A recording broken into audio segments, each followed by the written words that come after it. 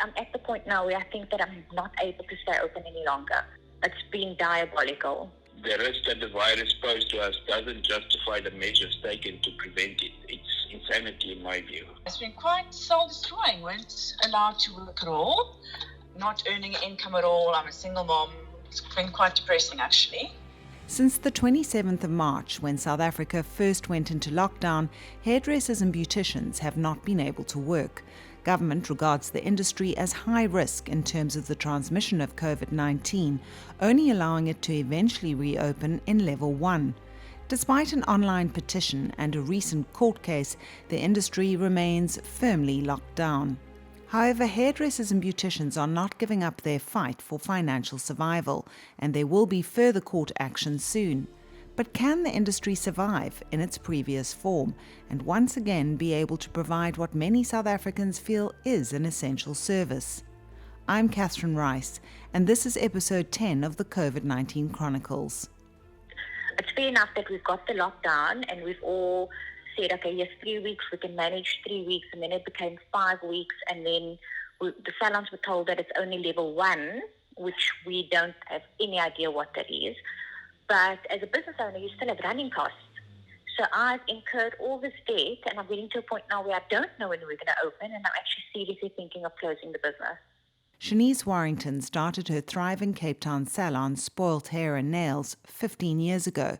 She employs 11 people. So the people that I've employed, I'm going to have to retrench them and maybe try and find them some other placements in other salons when it does open up. And for myself, financially, I've incurred this debt now, so somehow I'm going to have to pay it off in I'm not sure what capacity. She says despite government promises to provide financial help, she hasn't received a cent. We haven't received anything in all this time.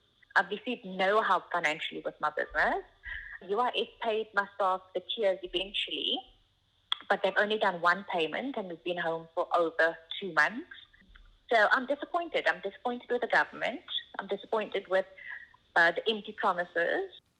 Libby Roos, an aesthetic therapist specializing in laser treatment and facials, is in the same boat.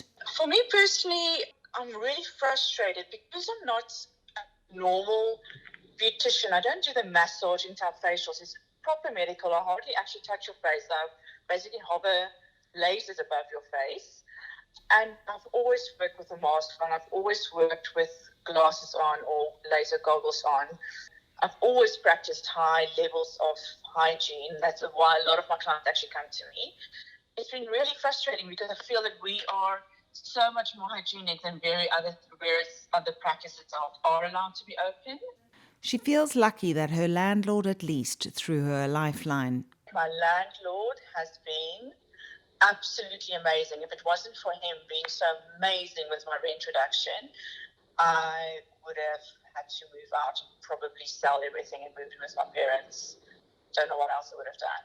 But him being so amazing with my rent reduction, the fact that I did have a bit of money saved, and the fact that I cut out a lot of other extras and cooking all our own meals and really living frugally, we kind of have been okay so far. But if this carries on for another 3 months even, I won't be okay. Then there's no money left. Advocate Carlo Fullion's urgent court bid to allow hairdressers and beauticians to go back to work was dismissed last month. But he's not giving up the fight and has launched another application on their behalf, which is due to be heard in the Western Cape High Court later this month. It's not just hairdressers, Catherine. It's the entire personal care sector.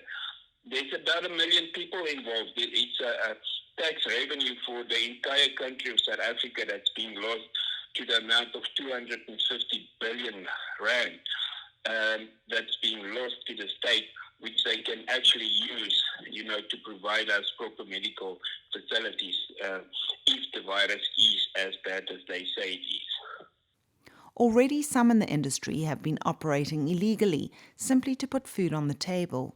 The regulations is an infringement of our constitutional right to freedom of movement, freedom of trade, freedom, right to life, etc.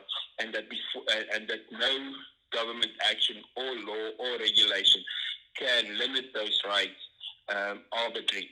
So we're asking that the court holds any regulations until the state has actually made an application and has been given the go-ahead to limit our constitutional and fundamental rights. He's convinced that the industry's professionals are completely capable of implementing the appropriate hygiene protocols if granted the right to work legally. It's impacting on everyone, because if you look at the psychological impact on men and women, if they're not being taken care of in their personal capacity, if they don't have a decent haircut, if they don't have skincare products, or if they don't get seen to in that way, it impacts on the emotional and psychological well-being as well. And that counts for every single citizen in South Africa. Imagine what we're going to look like and feel like in another 3 weeks' time if we're not having our haircut. But it's more than just having a bad hair day for most South Africans. The implications are not just bad haircuts, broken nails, and hair with grey roots. It's the salons themselves and those who work in this industry who are most affected, as thousands may be without a livelihood when this is all over, with no way of putting food on their families' tables. This podcast was produced by Catherine Rice for News 24.